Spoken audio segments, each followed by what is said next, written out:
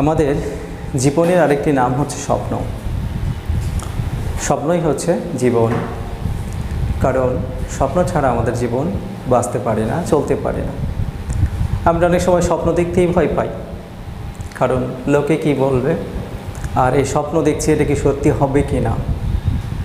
পৃথিবীতে 750 কোটি মানুষ আছে, সবাই আমাকে বা আপনাকে সন্দেহ করতে পারে, অবিশ্বাস করতে পারে, আপনার স্বপ্নের কথা শুনে হাসতে পারে। মানুষের কাজ হচ্ছে হাসা, মানুষ কিছু বলবেই, সুতরাং সেখানে পড়ে থাকলে হবে না। আর 750 কোটি মানুষের কেউ আপনাকে বিশ্বাস নাই করুক, শুধু একজন যেন অবিশ্বাস না করে, সেটা আমি নিজে। আমি যদি নিজেকেই নিজের প্রতি বিশ্বাস হারিয়ে ফেলি, তাহলে আমি স্বপ্ন দেখতে পারবো না, জীবনে আগাতে পারবো না। সবার সাথে সম্পর্ক খারাপ হোক, চলে যাবে, কিন্তু একজনের সাথে সম্পর্ক যেন খারাপ না হয় জীবনের, সেটা কার? নিজের সাথে।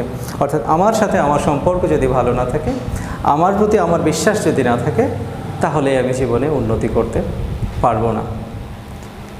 পৃথিবীতে যত মানুষ আছে, যত গ্রেট মানুষ, গ্রেট পিপল, সক্রেটিস, অ্যারিস্টটল, আর প্রফেট মুহাম্মদ সাল্লাল্লাহু আলাইহি সাল্লাম, অনেকেই যাদেরকে আমরা এক নামে চিনি বা জানি, প্রত্যেকে লিমিটেড সময়ই পেয়েছিলেন পৃথিবীতে। Hour prophet goat just only 63 years, 63 বছর পৃথিবীতে ছিলেন। এর মাঝেই তিনি বিখ্যাত। সক্রেটিস, অ্যারিস্টটল সহ আরও যারা আছেন, আলেকজান্ডার দ্য গ্রেট, সবাই সীমিত সময় পেয়েছিলেন।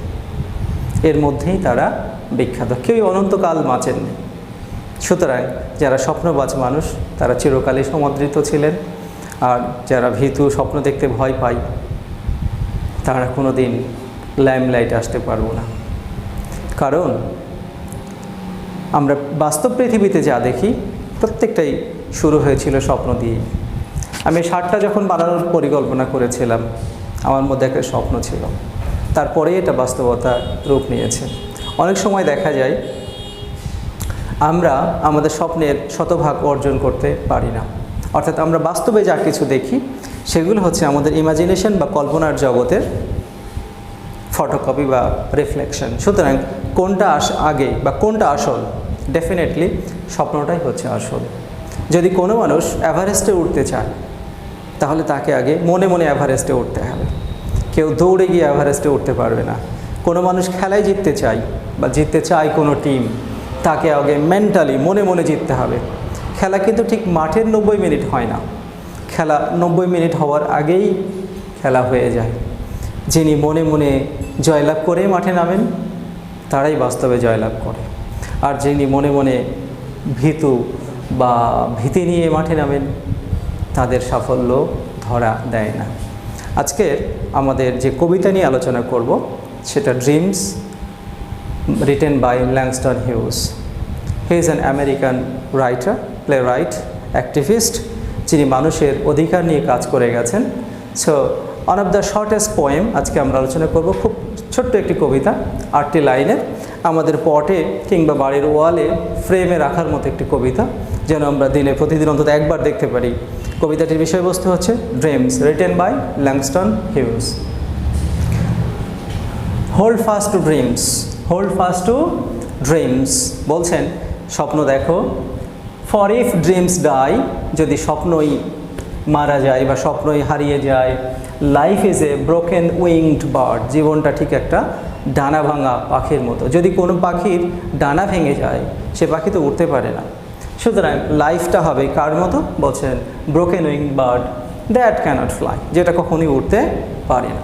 তিনি আবার নেক্সট 4 লাইন্সে কি বলছেন? হোল্ড ফাস্ট টু ড্রিমস, স্বপ্ন দেখো শক্ত করে, মজবুত করে, স্ট্রংলি।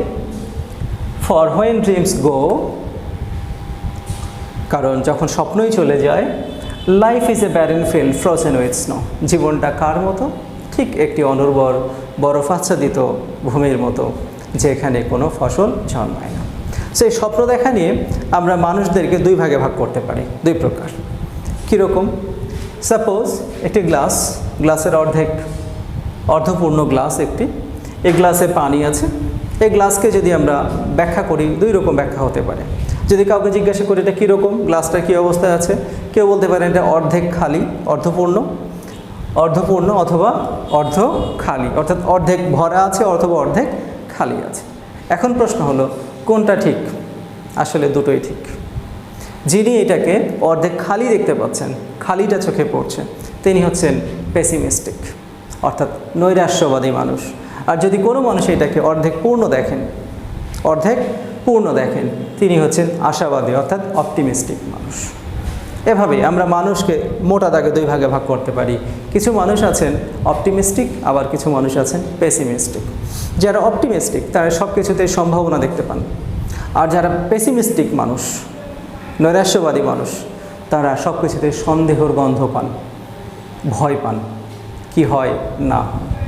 তো যাই হোক, আজকের আমাদের এই মূল বিষয়বস্তুটা হচ্ছে ড্রিমস। তাহলে আমরা কোন দলে থাকতে চাই? Definitely optimistic. আমাদের অবশ্যই আশাবাদী হতে হবে, কারণ আমাদের হতাশ হওয়ার কিছু নেই। আমরা আবার এই জীবনটা ফিরে পাবো না। এই লিমিটেড টাইমের মধ্যে আমাদের জীবনে কিছু একটা অর্জন করতে হবে, যাতে আমাদের এই জাতি এবং দেশ যাতে উপকৃত হতে পারে। সো কবিতার মূল বিষয়ে আমরা যখন পরীক্ষায় প্রশ্ন হবে কি, write down the theme of the following poems in 15 ওয়ার্ডস, বলছে রাইট ডাউন দ্য থিম। মূল বিষয় হচ্ছে থিম লিখো। থিম হচ্ছে মূল আইডিয়া, তাহলে আমরা এই কবিতার যখন থিম লিখব, মূলত যেই দিকটাতে আমরা ফোকাস করব, theme hold fast to dreams. তাহলে এখানে আমাদের যিনি স্পিকার তিনি কি বলেছেন? স্বপ্ন দেখতে বলেছেন। ওকে, তাহলে আমরা স্পিকার কাকে পাচ্ছি? একজন স্পিকারকে পাচ্ছি আমরা এখানে অপটিমিস্ট।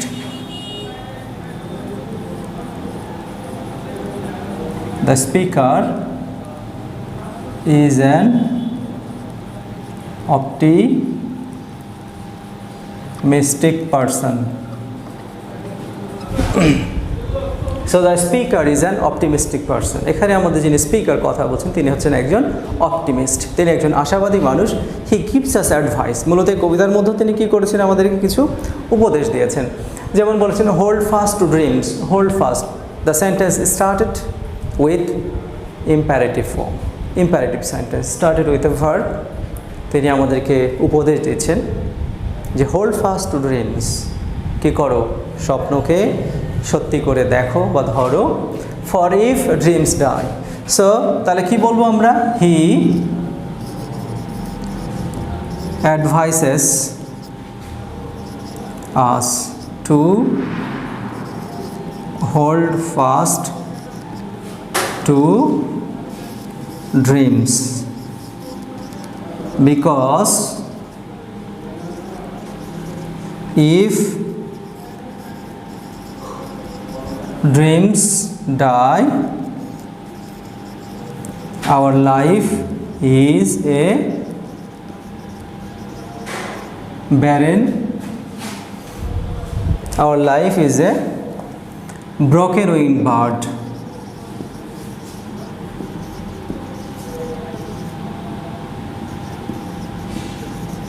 that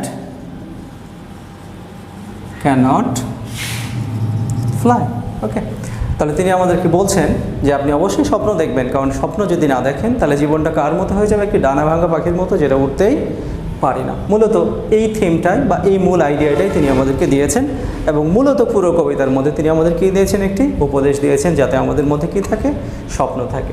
পরের 4 লাইন্সের মধ্যেও ঠিক একই কথা বলেছেন, হোল্ড ফাস্ট টু ড্রিমস। আবারও he once again he advises to hold fast to dreams, because if our dreams go, যদি আমাদের স্বপ্নই চলে যায়, life is a barren field, our life will become like a barren field frozen with snow. কারণ আমাদের স্বপ্ন যদি না থাকে তাহলে আমাদের জীবনটা কী হবে? ঠিক একটি অনুর্বর জমির মতো, যার কোনো সম্ভাবনা নেই, ভবিষ্যৎ কোনো আশা আকাঙ্ক্ষা নেই। সুতরাং আমাদের কি থাকতে হবে? অবশ্যই স্বপ্ন থাকতে হবে। স্বপ্ন নিয়েই আমাদের জীবন। সবার ভালো হোক। আল্লাহ হাফিজ।